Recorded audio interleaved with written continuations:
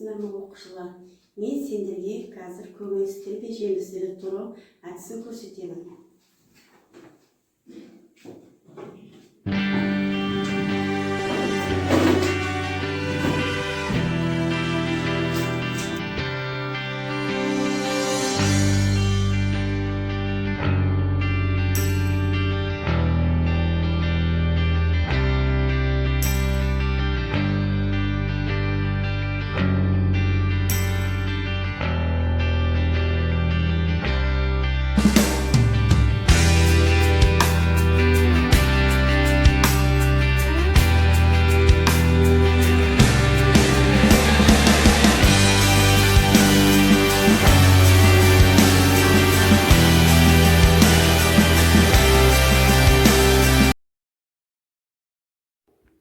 Балалар, мен көкөніс жемістерін турап болдым.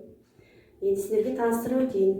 Бірінші, картошканы кестелеп текшелеп, екінші, жартылай дөңгелек, бөліктеп, кесектеп, дөңгелектеп және шабаншалап кестік.